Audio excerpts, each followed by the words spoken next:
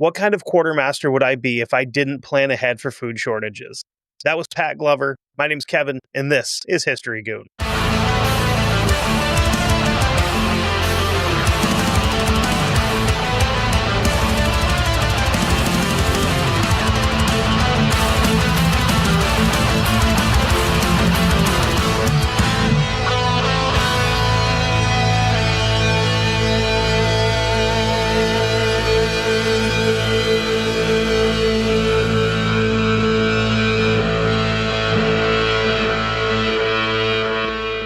What's going on, everybody? I'm back again. We're back together. We are back together like a family. So this week, we're going back to my comfort zone of World War II, which I know is probably a counterintuitive thing to say of, World War II being your comfort zone. But when it comes to research and just finding crazy people, that's where I'm at. That's my happy spots. In this episode, yes, it's World War II and a lot of violence and all that. A little bit more lighthearted than what's to come in the next week after this episode, which I'm going to tell you guys right now.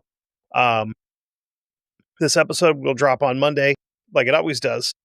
The following episode to this is going to drop on a Friday because it coincides with the anniversary of the event itself. And I felt like that would be a more appropriate and more, I felt like that would be a more appropriate time to drop that episode than just kind of randomly. Like, hey, here's this, when we could have it come out on the day where the event happened. And have kind of show a little bit of respect for the people involved with it because, spoiler alert, it's bad. It's not a good thing that happened. And oh boy, do I have some interview clips that are going to prove that. Anyway, Joseph Winston Glover was born, British time style, 16 October 1908 in Wigan, Lancashire. Even though none of those names, Joseph, Winston, or Glover, have anything remotely to do with the elongated form of Pat, which is Patrick, if you're not familiar. He went by Pat. I'm not sure why. It makes absolutely no sense to me. In his childhood, kind of a mystery. Couldn't find anything about his early life or schooling or anything like that. I mean, it was the early 1900s in England. They were kind of busy with a world war and stuff. So he was probably in and out of school, working in a factory somewhere. Hard to say. We don't really know. So we're going to jump directly into the action here. We're going to go from his birth in 1908 right up to 1939 when the Nazis invaded Poland. I did make a joke in here about they marched in backwards so that the people in Poland thought they were actually leaving. We know from last time the Poles are pretty cool, actually. If you haven't listened to the Winged Hussar episode, if you haven't listened to the Jan Sobieski episode, which is the one that came out directly before this, go back and listen to it. And know that, yes, I did just make a joke about the Poles being dumb. It was a joke. They are fantastic. So England wasn't super keen on the idea of Germany invading Poland. September 3rd, Neville Chamberlain, who was the British Prime Minister, committed to help the Poles and declare war on the evil Empire of Germany. The important thing to remember here is that this didn't just set the Brits on a course for war. It set all of their colonies, like we said with the Francis Peggy-Magabo episode. England goes to war, India, Australia, Nepal, Canada, New Zealand, everybody under the British flag goes to war. That's just how it works. Jumping ahead to 1942, where by this point, he has been in the 4th Hussar Cavalry Regiment for about 12 years. So he joined up before World War II actually kicked off. Most of his time had been served in peacetime, but he'd be given an emergency commission to Quartermaster in the Pioneer Corps on July 20th of that year. As the Quartermaster, it's his job to help gear up the battalion, but he's actually also part of the formation of the battalion itself. After they're all squared away, he and the newly formed 10th Para Regiment would be shipped off to Brit Egypt March 6, 1943. From here, they would be shipped to Ramat David, which was Palestine, now Israel. That's a whole can of worms that we're not going to get into because, believe it or not, the whole Israel-Palestine thing in 2025 still kind of a hot button issue. Has been for about 5,000 years. I don't know. They still don't like each other. If they're going to keep arguing, I say we give it back to the Romans, but that's just my opinion on that. And the reason they went here is because at this point in time, it was I can't remember the name of it. ADD break.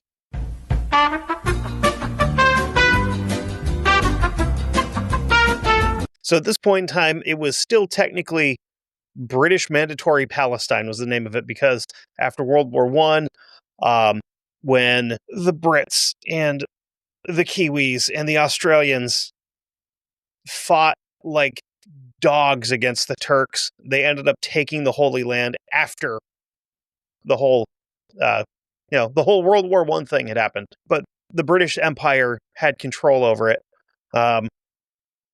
And it's got like the lamest flag you could ever see. It's just a red flag.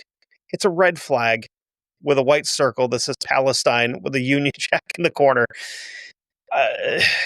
You'd think that these guys could get a little bit more creative. Oh, hold on. There's a blue one too. Who knows which one's what? Anyway, now Lieutenant Glover was there to oversee the transfer from Palestine to Tunisia, where they would link up with the rest of the 1st Airborne Division. So next up on his World War II bingo card was Operation Slapstick, which consisted of Brits landing in Taranto. They landed there by air and sea. Taranto is a city in Italy that's spelled differently than the city of Toronto in Canada. But it sounds like if you were from Minnesota and said Toronto, that's how it's supposed to come out, according to the Google translation thing that I just listened to. So it's Taranto. Anyway, last time I said anything about the Canadians, I got yelled at for it in a Spotify review. Even though I was just pointing out that they kind of had mass graves of natives, so we're not the only bad guys. The landing at Taranto was within weeks of the Italians surrendering to the Allies.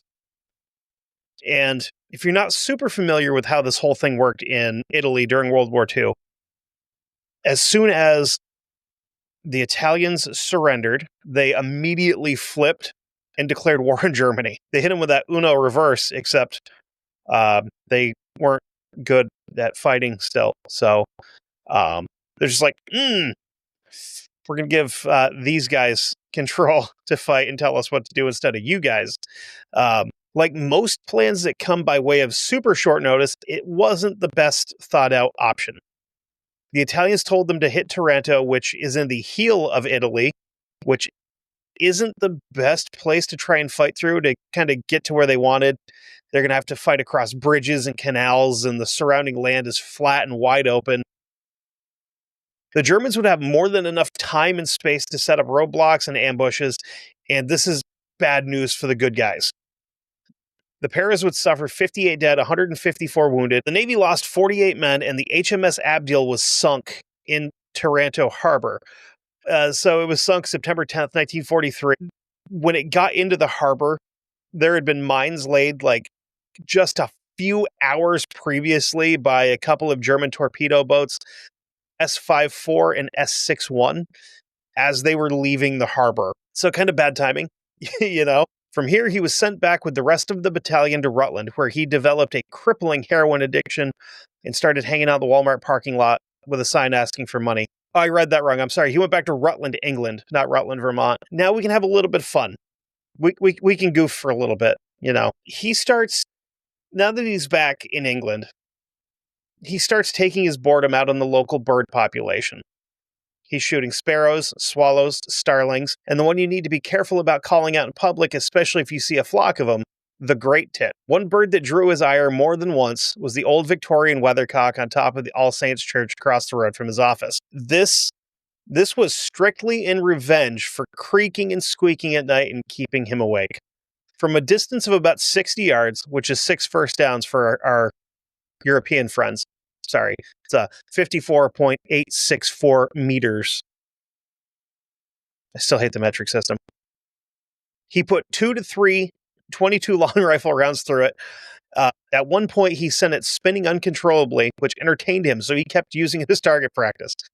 A few nights later at the mess hall, him and the boys did what younger men left to their own devices have a tendency to do. They drank a lot. And these are Englishmen. Drinking a lot, like high volume of alcohol for them, is different than it is for people over here. Because, yeah, they're drinking a lot, but it's also a higher alcohol by volume over there generally. Because like the average beer you get here at like a gas station or a bar, I think is like 5.5% alcohol by volume. And it seems like over there, a lot of them start at about 5.5%. Let's see, just for and kicks. Strongest beer in England. Holy hell. The strongest beer brewed in the UK is Scottish Bedfire at 75% alcohol by volume.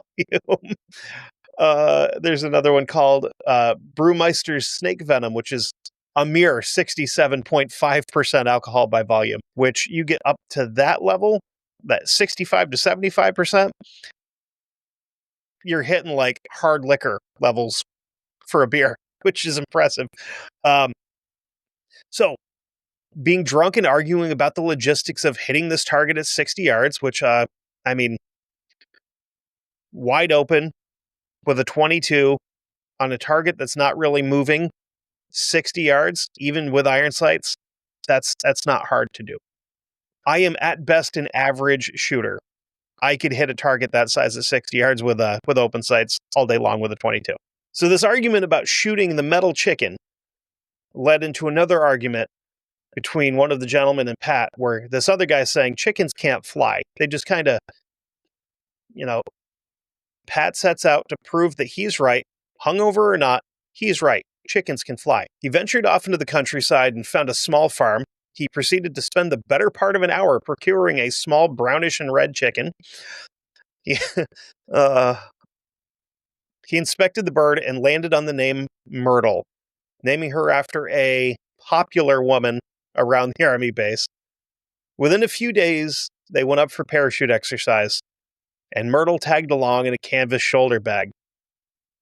After he jumped to about 600 feet, so he's jumped out of an airplane, and he gets down to about 600 feet. So after jumping out of a perfectly good airplane and having his parachute successfully deploy, he gets down to about 600 feet, unzips the bag, and tries to encourage Myrtle out. She sticks her head out, clucks a bunch at him, retreats back into the bag. He got down to about 50 feet, and then he pulls her out of the bag and then released her. And to the shock of the others on the ground, she glided smoothly down and landed gracefully as a chicken can. Which, chickens are not the most graceful animals in the world. As a former, I wasn't a chicken farmer, because we didn't have enough chickens to be chicken farmers. We were chicken hobbyists, I think would be the word for that. They tend to sometimes not land well when they even jump off of stuff. They're pretty stupid. And like I tried to tell my wife at the time, chickens are food. They're not pets. Just my thoughts. Glover landed, and he was so worried for the safety of Myrtle, not only because he didn't want her to run off and have to go find another chicken, he'd become quite fond of her. Like, she was his buddy. So he is so concerned that when he ran over to her, he neglected to wrap his chute up, and the wind caught it and dragged him across the turf. By the time he came to rest, he has a dislocated thumb. Within a couple of days, Pat had made a pretty neat little perch for her in his office out of a round metal bar, which, again, as a former chicken hobbyist, Round stock is not good for your chicken's feet for perches. You have to use square stock because they get a better balancing point and they don't have to curve around to hold onto it and put extra stress on their feet. So square kind of opens their little tootsies up a little bit. They're happier like that. If you're buying chickens, 1x1 square for your purchase. It's perfect. And it's super cheap. Anyway, she would hang out on his desk, and on one occasion, his superior officer gave him a ration of shit about the hen and demanded an explanation. And he responded with our opening quote, "What kind of quartermaster would I be if I didn't plan ahead for food shortages?" So, yeah, no, it's fine. She's not a pet. She's not up and coming paratrooper. This is my food source, just in case. He's lying. He's not going to eat Myrtle, I promise. Through the rest of the summer, Myrtle accompanied Pat on 6 more jumps. He would release her from higher and higher heights each time. Eventually, he could get her to jump out from a staggering 300 feet. And every time she made it to the ground before him and waited patiently for him to get there, and she would peck at bugs. And before I forget, after her 6th jump, she was awarded with her jump wings, just like everyone else that has completed this training. And since she didn't have a lapel to pin it to, Glover found a bit of elastic banding and made her a little necklace, and, she earned her jump wings, so she got to keep them. Both sets. I'll see myself out now. Next stop for the newly minted paratroopers, including Myrtle, and now 35-year-old Lieutenant Pat Glover, would be beautiful, sunny Lincolnshire to RAF Spanhoe. Beautiful, probably sunny, I'm not sure. England strikes me as being pretty gray, usually. I don't know, just, it's an island. It seems like it rains a lot there. It's like Seattle. But they would spend the next few days being told that they're going and then that they're not going, back and forth, because the weather needs to clear up before they can take off. And from here, they're taking off to Holland. As they approached the city of Arnhem to take their spot in Operation Market Garden, they got pounded with flat cannons. The C-47 that he was in took a few rounds, and he described it as, quote, sounding like the outside of the plane was being beaten with sledgehammers. I can only imagine. I couldn't. As an adult who's never flown on an airplane, I couldn't imagine being stuck in a metal tube and having artillery essentially bounce off the side of it. That would freak me. I would have shit everybody's pants in that plane. Our boy Pat, on the other hand, would be the first man out of the plane. Not like scared first one out of the plane. He's the leader of his squad, so he's the first one out of the plane. That wasn't without a little bit of hesitation. He stood in the door and looked down and sees a burning city below him. Mortars are exploding, flak shots rising up to meet his craft. He was also really nervous about his parachute not opening because he remembered all the times that when they were being sent out to the airfield to take off and then being told we're not taking off, and then going back to his office and dropping his parachute on the floor and kicking it across the room, and then being told, hey, we're going back out to the airfield. We're not going back to his office and dropping it and kicking it across the floor pretty regularly. And he suddenly is starting to remember every single time that he's done that. And he's also remembering that he had asked for a new one because he wasn't sure if it would actually open properly after. So he suddenly remembers all the times that he kicked this thing across his office. And then he also remembers all the times he asked for a new one because he wasn't real sure if this one's actually going to open or not after he's kicked the crap out of it for weeks on end. And it's weird. Being the quartermaster, that's the guy you usually ask for new equipment.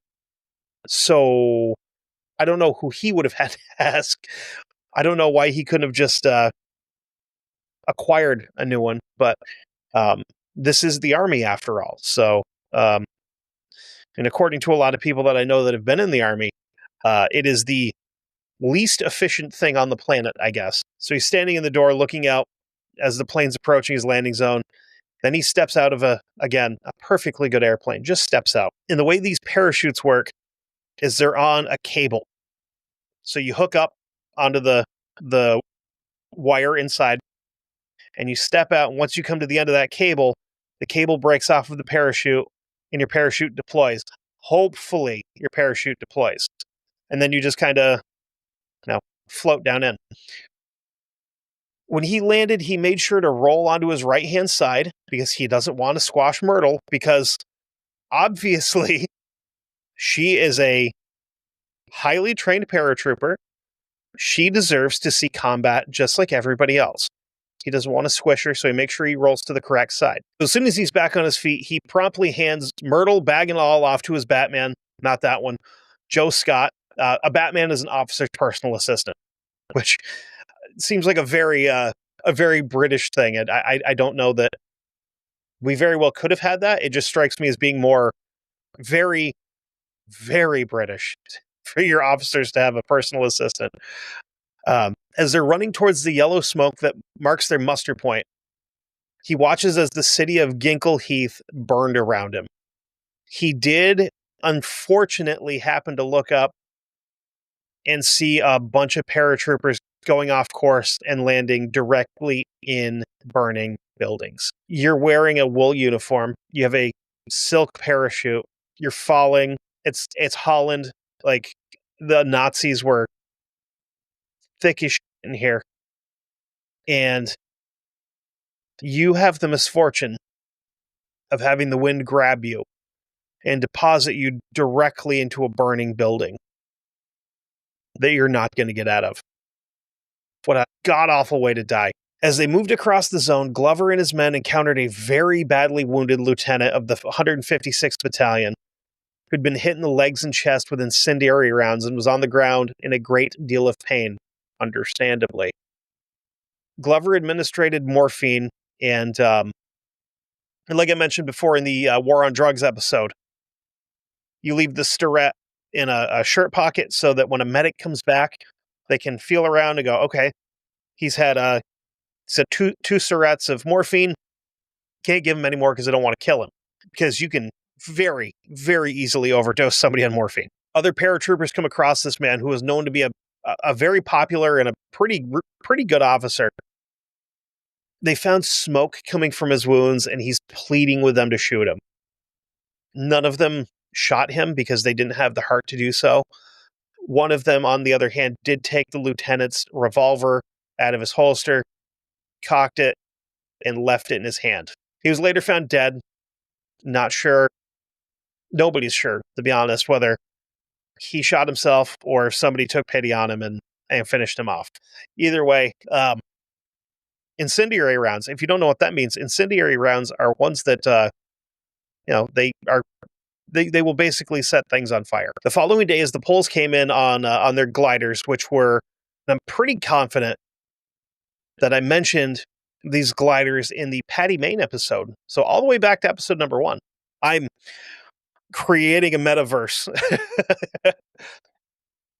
Which reminds me that at some point in time we have to actually set up the Leopold Main scale of where people fall that I've covered. Whether they be crazy, super fun badass like Patty Main, or the physical embodiment of evil like Leopold of Belgium.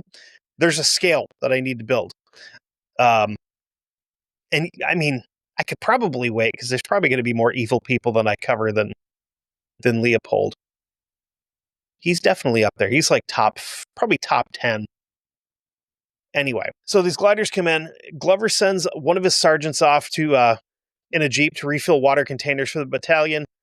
This Jeep driver is never seen again. I'm fairly confident he didn't just run off. He was probably killed, caught, captured. Either way, they never saw him again. As dusk set in, the 10th tried to retreat across the railway line to Wolfheise. Glover noticed that this area is lousy with German machine guns.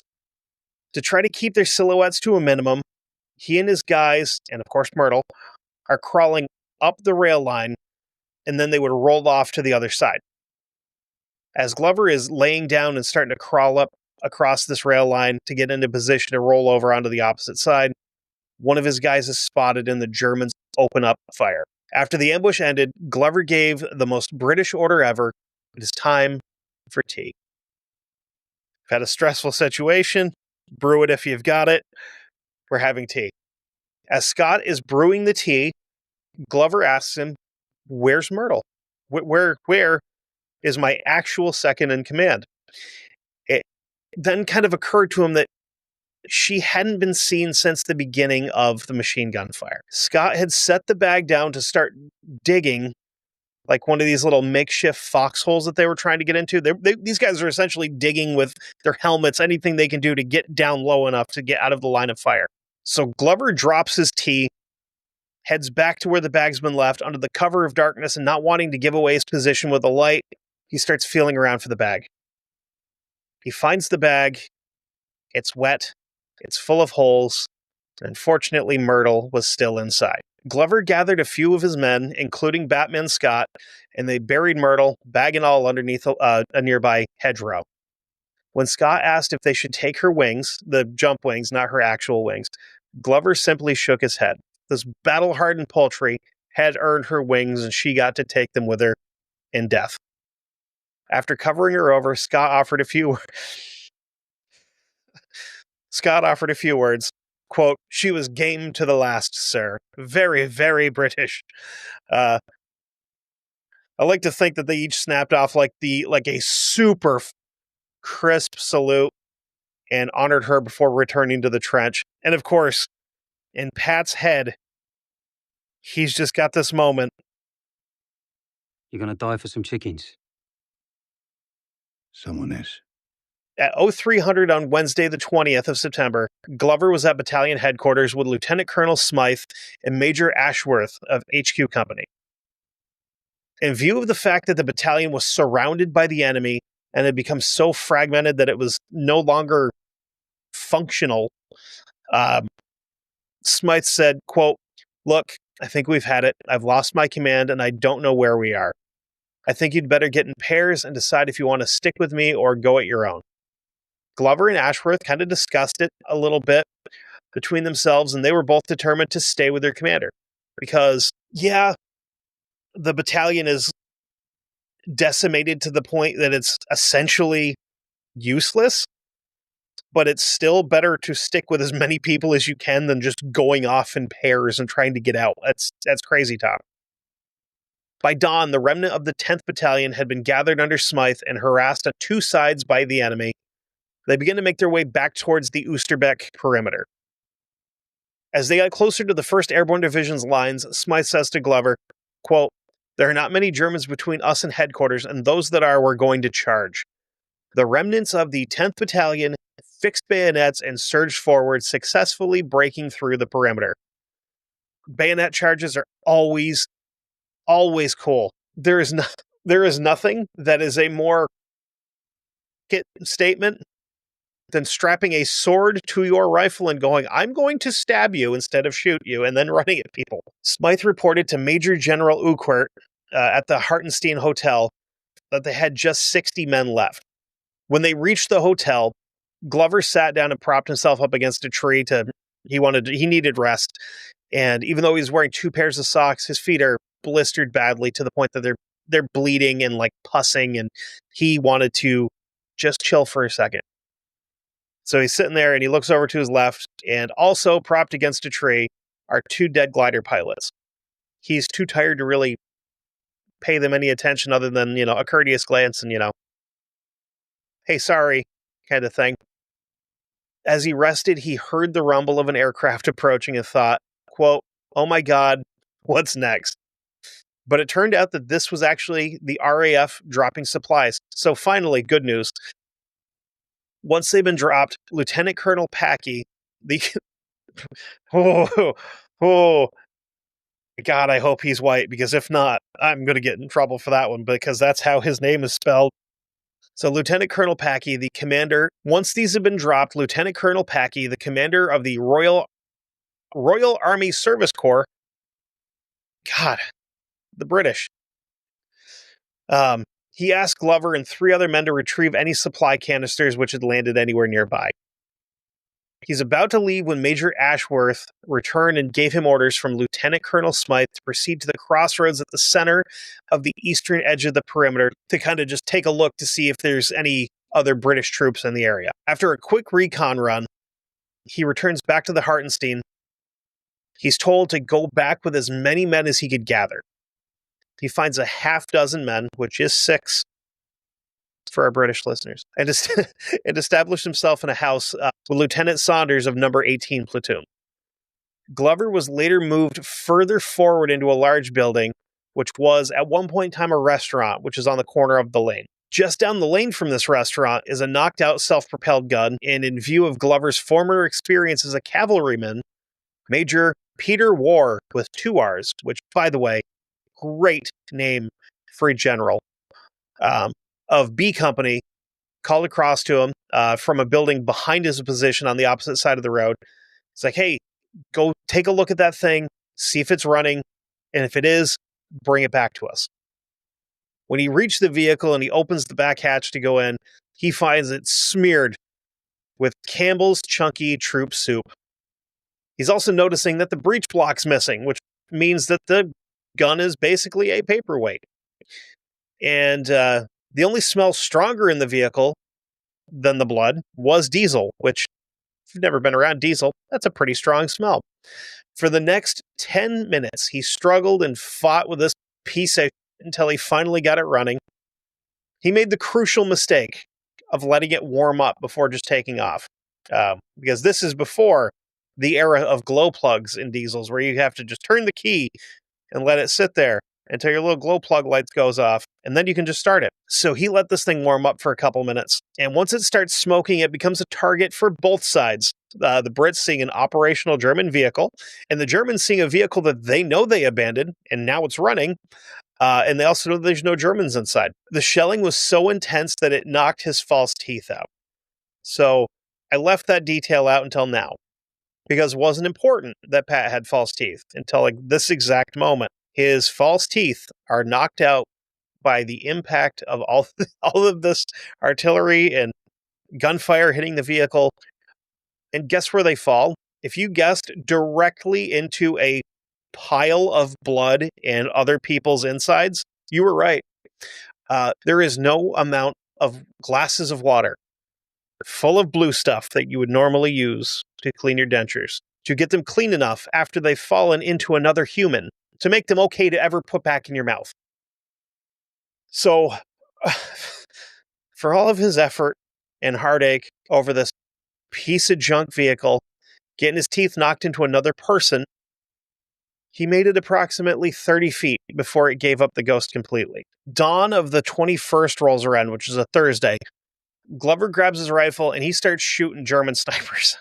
Because the area they're in, there's known to be a handful of them. He's pretty confident that he hit 3 or 4. So after hitting a few of these guys, he doesn't take the general rule of thumb with sniping, where if you hit somebody and you're not spotted, you're good. If you hit somebody and they see that this person's been hit, you kind of want to get out of, like, get away from where you are. So he shoots 3 or 4 guys and kind of sits right where he is, and they finally see him and they start firing at him. They fired an artillery round that directly hit his building. This resulted in Glover falling from the first floor into the room below, which, if I remember correctly from, again, a former episode, the Iranian hostage situation for Operation Nimrod, I believe they go ground floor, first floor, second floor. So what we would consider to be the third floor is actually the second floor, meaning the second floor is actually the first floor. You guys shouldn't be allowed to do things. It just doesn't make any sense. He is somehow not injured through this whole thing. One private received a shell splinter through the bridge of his nose, which, and the guy's like freaking out because obviously he has a giant splinter going through the bridge of his nose. And Glover's like, I got you, dog, and just grabs a pair of pliers and pulls it out. He then goes to the side door of the house and sees a lone German moving across the road, whom he doesn't even hesitate, just guns this guy down. An enemy tank then arrives on the scene and begins to fire into the building occupied by Major War. Again, great name for a general. And Lieutenant Colonel Smythe. He could hear the 2 officers debating whether they ought to, like, hold their position or get out of there. And in the end, they decided that moving into a building that's not being shot by a tank is probably a good idea. They end up going to the building that Lieutenant Saunders is in. And they get there because Glover's boys are firing like rifle rounds at this tank and also throwing smoke grenades to try to give them a little bit of a smoke screen so they can get from one building to another. The vacated building was occupied later on in the day by a group of Germans, and this cuts Glover off from the rest of his people, except for the guys he's in the building with, obviously. And the Germans start putting a lot of pressure, and they're throwing a bunch of hate at him with machine guns.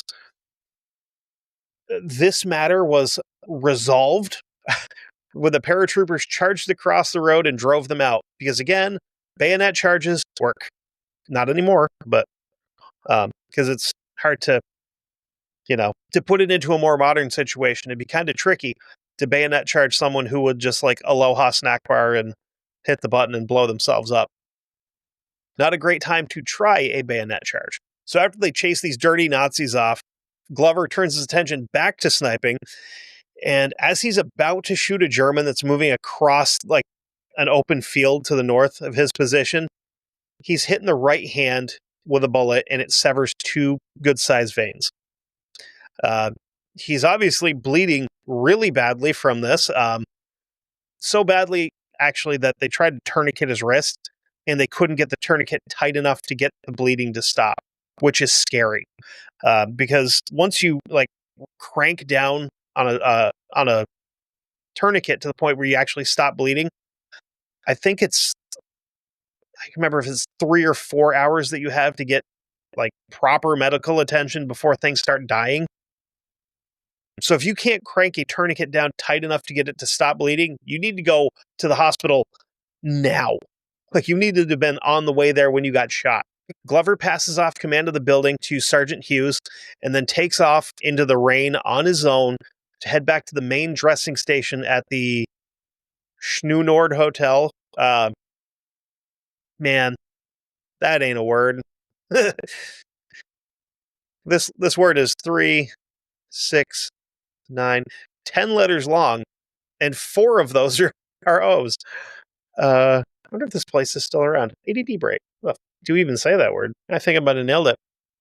Anyway, this dressing station is only a few hundred yards away from where he was shot. As he's running from house to house, he's being continuously shot at by Germans, and he would pick up a further unfortunate wound to the right calf when a mortar exploded not too far from him.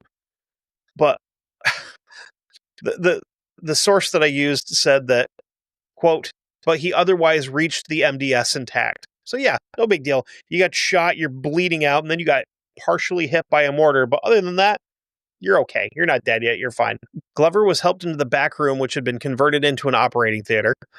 The room is literally covered in blood, and he was lifted onto a makeshift operating table formed out of a stretcher, which is laid across 2 tables.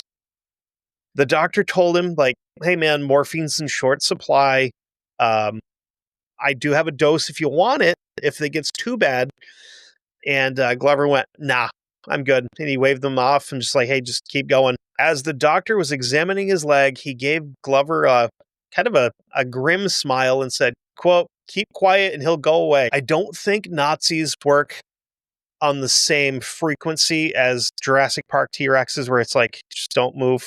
He won't see us. He'll leave. We staked down a goat. He'll go after that instead. The German turned his back on the theater, but remained in the doorway. Pat's not real sure what happened after that because, spoiler alert, he passed out from blood loss. On Friday, the 22nd of September, he is now a prisoner of war. Glover and several other wounded men were put onto a horse cart and taken to the St. Elizabeth Hospital, where he's put into a bed on the top floor. He had the wherewithal, whether it be on the horse wagon ride or on his run to the hospital, somewhere between being shot and being in the hospital, he removed his rank badges because he thought that if he removed his rank, it would give him a better chance to escape if he just kind of looked like a lower ranked guy, 2 days later, he's transported in a very similar fashion to the hospital that was set up at Apeldoorn. So on their way to Apeldoorn, there's an air raid, which obviously makes the Germans have to get off the road and take cover. But because these guys are all wounded in the back of this thing, they're like, hell with them. And they just left them there.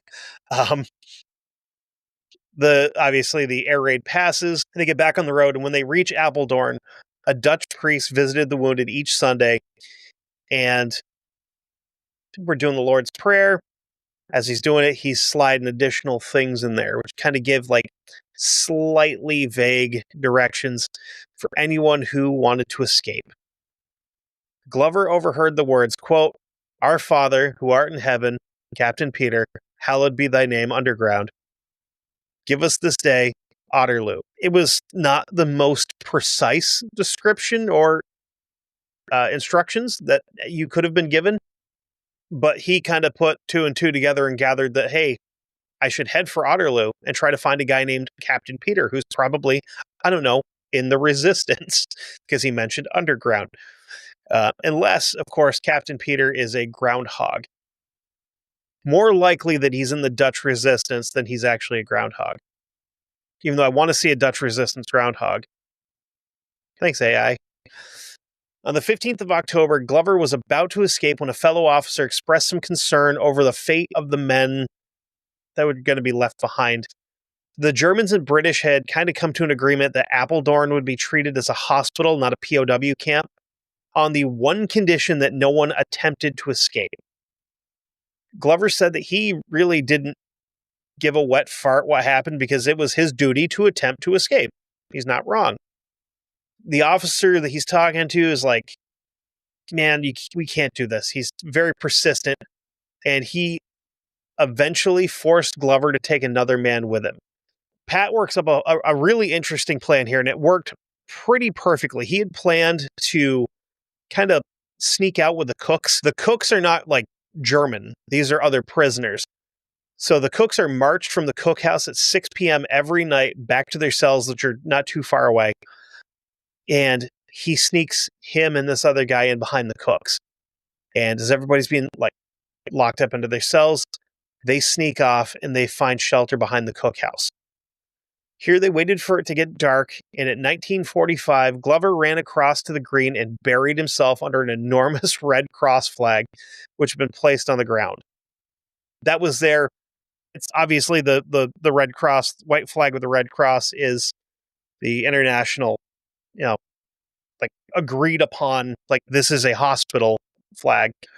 And they would do that so that any plane flying over is not going to bomb this place because it's not a POW camp, it's a hospital, which wouldn't have stopped some people from bombing it, but that's okay. So he hides under there for about 15 minutes waiting for this other guy to show up, and he never did.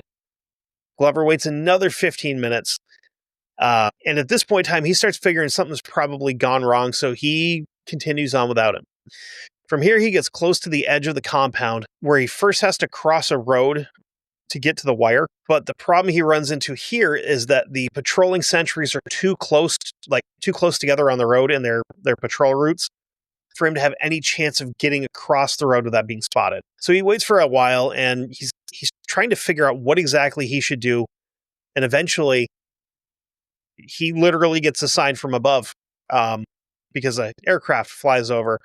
And the natural reaction of anyone would be to look up at the airplane as it passes overhead. And as soon as he notices these guys look up, he bolts across the road, never seen, which works out pretty well. Here he runs into another problem. As he approaches the fence, he realizes that the barbed wire of the fence has tin cans tied to it, which will kind of serve as like a super makeshift alarm that anybody is trying to climb over or climb under, and if they hit the cans, they're going to make noise. But Pat Glover ain't no dummy. He brought a pair of wire cutters with him. He also had the foresight to bring some string with him to tie the wires together so that they wouldn't rattle or make noise as he's cutting through them. Once he gets through the wire, he swims across the dike and then gets up to dry ground. He's got his escape map, he's got a compass, and he proceeds in a southwesterly direction towards Otterloo. Again, this guy's not stupid. He's moving with caution. He takes an entire day to find his way around Dealin Aerodrome. He spent most of his time in the woods, and when it would start to rain, he developed the habit of using a towel to tie himself to the trunk of a tree so he didn't have to sleep on the wet ground. So he would go up above, he'd go up basically above where the eye would naturally fall. So he's probably, 10, 20 feet in the air. And he would tie himself off to the tree with a towel. At one point, he does this and he finds himself scared almost to death by a bunch of noise below him. And he wakes up with a start like, oh, the Germans found me. He looks down and it's a bunch of wild pigs that are just scrounging around for food. After 3 or 4 days on the run, he's tired, he's cold, and he's in dire need of food. He happens across the farmhouse and decides he's going to risk it all here. And he asks the owner for something to eat. The man answers the door, told Glover, go away. We don't want none of your kind around here. Oh, Glover starts to leave. Homeowner has a change of heart and told him to hide in the garden. He makes his way around the back of the house, kind of hunkers down a little bit, and the guy brings him out a shovel, like, dig a hole, get some cover. A member of the Dutch resistance visited 3 days later and briefly interviewed Glover before leaving him. A different man came on the following day. This time he's armed with a revolver, and he asked who Glover was and demanded to know the password that the division had used for the first 2 days of Operation Market Garden. That was a while ago. That was previous to being shot and blown up and having to escape Metal Gear Solid style. Glover thought for a moment and gave him the correct responses, after which the man presented him with a cigarette and also a letter from Brigadier Hackett, congratulating him on his escape and ordering him to do all that the Dutch instructed him to do. It soon became apparent that the man with whom Glover was speaking was none other than the mysterious Captain Peter. So not long after this whole ordeal, Glover is given a pair of overalls to put on and told that he's being evacuated to Allied lines immediately. He had been found just in time to participate in Operation Pegasus, which is the successful evacuation of 139 mostly British airborne troops back across the Rhine. Operation Pegasus is not to be confused with Pegasus Bridge, which is a whole different kettle of fish, and that's something I definitely want to talk about at some point in time. Simply for the fact that when I was tabletop gaming, playing a game called Bolt Action, which is 28 millimeter little guys for World War II, I went to a big thing up in Maine where they had, I don't know, there was probably 400 people up there for this giant tournament. And one guy built Pegasus Bridge as part of his table that he brought up with him. Nobody is more motivated to do cool shit than nerds. Because I will tell you, the detail that this guy put into a 6x8 table to play games on is incredible.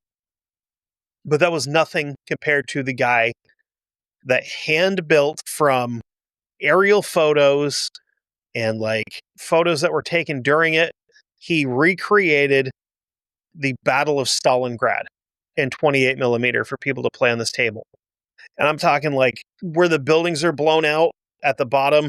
You see these little chunks of, they look like little tiny bricks. And that's because this guy spent a bunch of time in his garage breaking up bricks with a hammer to get them small enough to look like they would go into a 28 millimeter building. Absolutely incredible. The detail that people will put into the terrain for these kind of things. I built a house once out of, balsa wood and popsicle sticks and actually made it look pretty decent. But that's nothing compared to this. This guy spent probably years doing this. He had to rent a U-Haul truck, right? To put this table in and then unload it there to let strangers put their grubby ass little hands on it and make their little plastic men move across the table and try not to die, and then load it back onto a U-Haul truck and bring it home. Incredible. So Captain Peter and Pat leave the farmhouse on a bicycle with Captain Peter pedaling and Glover sitting on the back. They're soon confronted by a German soldier on a motorcycle. Glover gets a little worried because he's thinking that maybe this guy gave him away. But it becomes pretty obvious pretty soon that the German is just lost and he's trying to find directions on how to get back. And here's where, if you're from a tourist area, you give him the the pro tip of like, oh, this is where you're going. I'm going to tell you how to get there. And you tell them the way that takes way more time to get there than how long it should be. Oh, you're trying to get to the ski resort that's 15 minutes from here? I'm going to give you the route that takes an hour and a half. You're welcome. And they continued on their way until they saw a column of some 200 or 300 German infantry marching in their direction. The Dutchman asked if Glover had any weapons in hand. And all he had was his wire cutters, so they decided to just basically run the gauntlet and hope that they don't get caught. The closest call that they have in this entire thing is at one point, Glover looks down and notices that his overall leg is kind of pushed up, and is pushed up far enough that you can see the British Army green trousers underneath. Thankfully, not a single German noticed this, and they passed completely unmolested. After traveling quite a ways, they arrive in the woods where the participants of Operation Pegasus were gathering for the journey to the riverbank. Glover was put in command of a small group of Americans, and it was for their successful evacuation that he would later be awarded the U.S. Bronze Star, which is pretty good. That's pretty cool. It's something that happened quite a bit during World War II and World War I, where if you were working together with an allied country and you do something wild like this, that they would also give you their medal to go with it. There is, I don't know, a billion dudes from England and the U.S. that got Croix de Guerres during World War I and World War II, which are the French Medal of Honor, because obviously the French military didn't need them. So back to the story here. He was on the last boat to cross the river, but it had to turn back because they were so excited to get on their way that they left behind the engineer that had guided them in. So they have to go back and get this guy that's like, I risked my life to come over here to help you, and you're like, just taking off? Oh. Here's his citation. Quartermaster Lieutenant Glover, quartermaster of the 10th Parachute Battalion, took command of a company when all the other officers became casualties during the confusion and bitter fighting west of Arnhem. Throughout 2 days of fighting, he led his men with great gallantry and complete disregard to his own safety. He was wounded and taken to a German dressing station where he displayed great initiative in assisting the chief British doctor as hospital quartermaster. Later, he escaped and joined up with a body of about 100 other airborne troops behind the German lines. Here again, he was tireless in his assistance in organizing this party. During the subsequent planning and execution of a brilliant mass escape through the German lines, Lieutenant Glover again showed the greatest courage and leadership. His continued bravery and devotion to duty were outstanding. Once across the Rhine, Glover was taken to a hospital in Nijmegen and was then flown back to England by the end of October. Glover returned home to discover that his wife had on the 24th of September given birth to their third child, John Winston. Now, that's the end of his story in combat. When the All Saints Church was under renovation in 1989, the weathercock was replaced. On October 20th, 1991, the cock was presented as the battalion shooting trophy by retired Lieutenant Colonel Joseph Winston Patrick Pat Glover to the 10th Para. The Summerby weathercock lived in the sergeant's mess at the battalion's location in White City until 10th Para was disbanded in 1999. Pat Glover died in 1996 at the age of 88 years old, and Myrtle was probably like 2 or 3 when she was brutally gunned down by German machine gunners. Anyway, that was Pat Glover and Myrtle the Parachicken, who deserves all of our respect and love. Godspeed, Myrtle. So, for all you folks on Patreon, and I think I did it on Facebook as well, I made mention that October is an incredibly busy month for me. That being said, I've been working very, very hard. I have 2 episodes, one for sure that's going to drop in October, because it's going to be the first week of October. Comes out on the 3rd. And if I did my calendar right, I should have the other one out at the end of the month. These are big episodes. I'm not sure that I want to say what they are. One of them comes out on October 3rd. The other one is going to be episode 28, which is because this is the 28th anniversary of the event. But the ones in the middle might be a little shorter because October's super busy for me. I work at the local fire department here in the town that I'm in. We've been doing a volunteer. The volunteer fire department has been running a haunted house for this will be the 42nd year that it's been running. I have been there this will be my 31st year of it as a volunteer. All of the money that we make there goes directly back to the fire department for new and upgrading, equipment, things like that. We work our balls off for this place. One of my friends that is, so how this whole thing works is it's a guided tour through, right? Last year was the first time since I was 17 years old that I was actually in a scene. Last year was like, I'm going to do a room because we had a room that came up that nobody wanted to do anything with. So I was like, I'm going to go zero effort, right? And that turned out to be one of the rooms that the people liked the most because I wasn't in there trying to scare you. I basically just set up a table and I put a skeleton at it and I put a crystal ball at it and I put a speaker under the skeleton. And I have a security camera that I put up. Security camera meaning is my old webcam that I put up on top of my little box that I built that I would sit in with my laptop. And just bust people's balls. Just give them terrible, terrible fortunes. So I'm going to do that again this year. And that's I believe it's the second and third weekends of October. So we're busy. Like one of my friends that runs the room directly after mine, very, very good friend. I've known this man since I was 15 years old. He's been up there since June, almost every weekend working on his room. That's the kind of dedication that we put into this. So if you're in Vermont or if you're in the area of New York, that would be fairly close. Or if you're in New Hampshire, hell, we have people that come up here from Massachusetts and Connecticut just to go through it.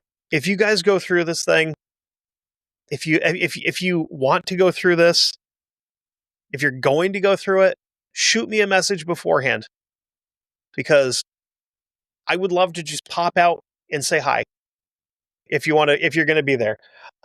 It's the only thing, the only thing that kind of keeps me sane in the month of October, because October was a big month. And a lot of it revolves around that place. So it's hard, but it's a place that's near and dear to my heart. And I would encourage anybody within the area, if you want to come up and just have some fun, donate to a good cause. The Pittsford Haunted House is probably the best thing you can do in the area.